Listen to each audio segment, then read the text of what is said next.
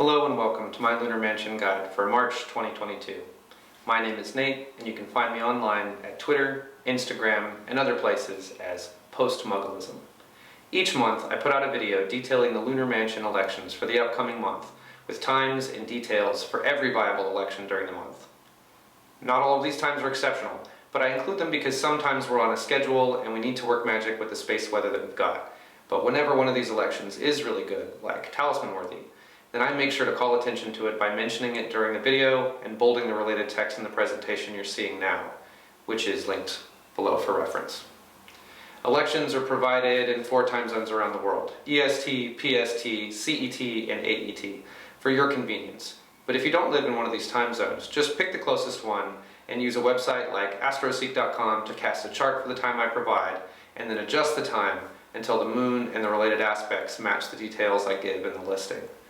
If you have any questions or comments on the elections in this video, the methods that I describe, or lunar mansions in general, please don't hesitate to hit me up in the comments, on Twitter at postmuggleism, or by email at postmuggleism@gmail.com.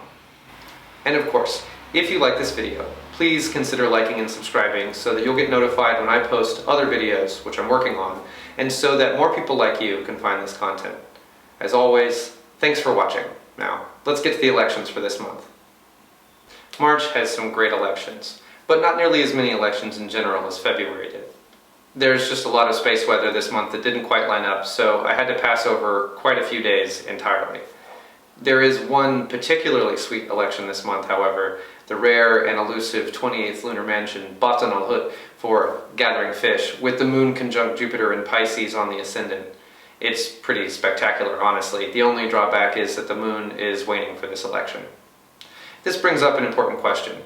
What happens if you make a benefic talisman under a waning moon? Does it matter? Well, I don't have a conclusive answer. I will share my thought process on trying to answer that question a little later in this video after I go through the elections for this month. Other noteworthy magical opportunities this month include talisman quality elections that are good for useful things like seeking favor from authorities, increasing profits, breaking free of bad situations, and of course the ever-popular gathering fish, referring to the 28th Lunar Mansion's promise of abundance and prosperity. In a second, I'll go through each time zone and highlight the highest quality elections, but first I wanted to recommend that you stick around for the end of the video, where this month I'll be going over a couple of important considerations for working with Lunar Mansion elections, like the different effects of the waxing and waning moon, conditions for suitable elections, short-term versus long-term magic, and the relative quality of a given election. Starting with the elections for the EST Timezone. The first viable mansion election of the month is under a waning moon on the 3rd. Normally I wouldn't qualify any election with less than a sextile to a benefic as talisman-worthy, but the 28th mansion is especially benefic, and the sextile to Mars is additionally boosted by the lord of the domicile of the moon, Jupiter, in its own domicile in Pisces. A talisman for the 28th mansion is said to be good for gathering fish, which is grimoire speak for abundant prosperity. 5 days later, on the 8th, there is a great opportunity to make a talisman to help you secure favor from authorities, such as government officials, employers, etc. The moon is waxing in Taurus in the 5th lunar mansion, trine both Venus and Mars, making this a great opportunity to make a talisman with the power to grease the wheels of society. Thursday the 10th, the 7th lunar mansion in Gemini provides a chance to have your prayers answered, from matters of prosperity in business to matters of protection during travel, growing resources, and gaining benevolence from authorities and other needs. When the moon is on the midheaven, it will also be trine the lord of its domicile, Mercury. Friday the 18th, the moon conjuncts the ascendant in the 15th mansion in Libra, and trines Venus and Mars, making this election good for a powerful talisman for attracting friendship and all good things. The Picatrix lists the destruction of enemies, digging of wells, and seeking treasure, among other things which may be desired. Before the next morning, there's another opportunity to make a talisman for friendship and all good things. While not suitable for long-term talismans, the 23rd of March offers a fairly decent election for hunting, which can be interpreted as finding what you're searching for, with the moon on the midheaven and a supporting sextile with Mars. On the 26th, The moon conjuncts the ascendant overnight in the 23rd mansion for destruction, and is trine the north node and sextile to Jupiter. As a benefic, Jupiter doesn't particularly help the mansion express its malefic nature, but the north node definitely does. On the 30th, there are two very rare and exceptional elections in the 28th lunar mansion, arguably the most benefic mansion. Both feature the moon conjunct Jupiter in Pisces, and fittingly, the mansion is known as the belly of the fish, and talismans made under this mansion are said to be good for gathering fish, which means attracting an abundance of resources. Since Jupiter isn't in Pisces for much longer, there won't be many other opportunities to create this talisman, if any, until Jupiter returns to Pisces in another 12 years. Now for the West Coast. PST Timezone. Here are the Lunar Mansion elections for you this month. Early the morning of the 3rd, there is a chance to make a talisman under what might be the most benefic mansion of them all, Baten al-Hut, the 28th lunar mansion and culmination of the monthly lunar cycle. Named the belly of the fish. It is apropos that Jupiter should be in Pisces for this election, and the three sextiles with Mars, Venus, and the North Node provide additional support. Later in the week on the 8th, there is an opportunity to make a talisman to gain favor from authorities with the waxing moon in the 5th lunar mansion, conjunct the ascendant and the North Node. Thursday the 10th offers a chance to have your prayers answered by the waxing moon on the midheaven in the 7th lunar mansion, trine Mercury. This mansion originally contained the star Pollux, who, with his twin brother Castor, anchor the constellation Gemini.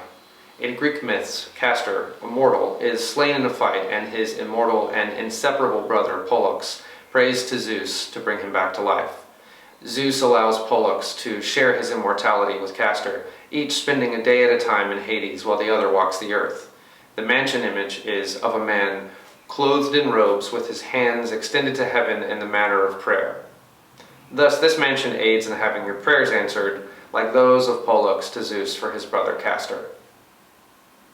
The 18th and 19th offer two chances to create talismans with the moon in the 15th mansion for friendship and good things. The election on the 18th is the better of the two, with the moon conjunct the ascendant and trine Venus and Mars. On the 19th, the moon is on the midheaven and only conjunct Venus. This election is also at 1:32 in the morning, so it's much less convenient as well. The 22nd and 23rd provide a decent election for finding something you've been searching for, or simply for hunting, with the moon sextile Mars while it passes both the ascendant and the midheaven. On the 26th, there is a very good election to do very bad things, with the waning moon conjunct the ascendant and trine the mighty North Node in the 23rd mansion, said to be good for destruction and separation. But the next day, the 27th, she moves into the benefic 24th lunar mansion, Saad al-Sud, conjuncts Mars, and makes a sextile to the Sun.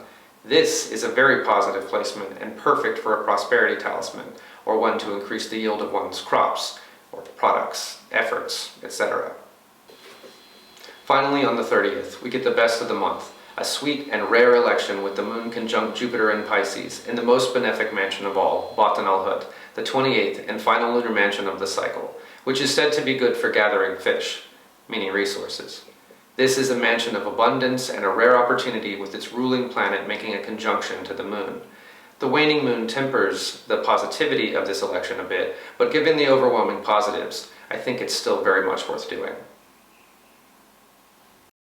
Moving on to the elections for the CET Timezone with charts cast from Munich, Germany.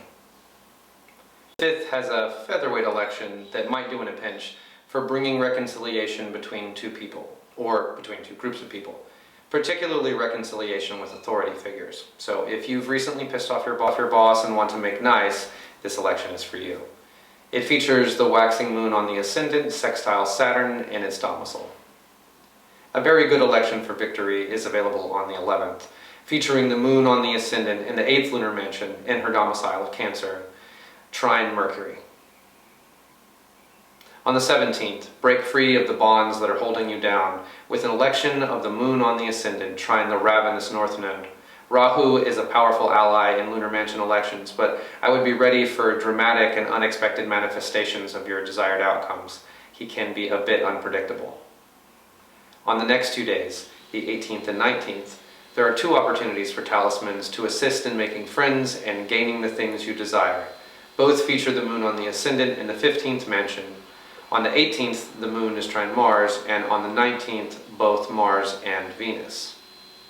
Later on the 19th, the moon moves into the 16th mansion and trines Saturn, providing an opportunity to make a benefic talisman to increase your profits or other prosperity-related endeavor. The moon will conjunct protective Mars and bountiful Venus in the 25th lunar mansion early in the morning for guarding crops from evil or protecting any other resources you might need to protect. And finally, on the last day of the month, the moon will make a rare conjunction to Jupiter in his domicile of Pisces within the 28th lunar mansion Batan al-Hut for gathering fish. This is a spectacular election, other than the fact that the moon will be waning at the time. Still, Batan al-Hut is a place of culmination and abundance, and I expect the positivity to overwhelm any detriment from the moon's waning phase.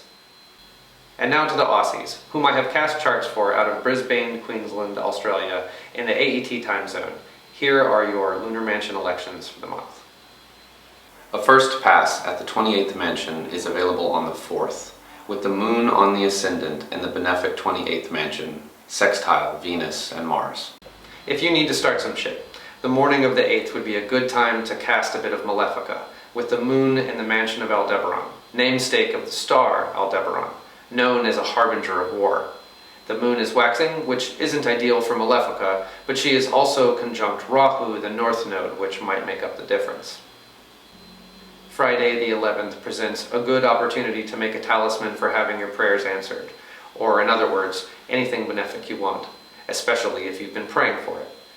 This is the mansion of the star Pollux, one half of the mythic twins of Gemini, who prayed for his brother's salvation to Zeus, giving us the inspiration and template for this mansion's magical purpose.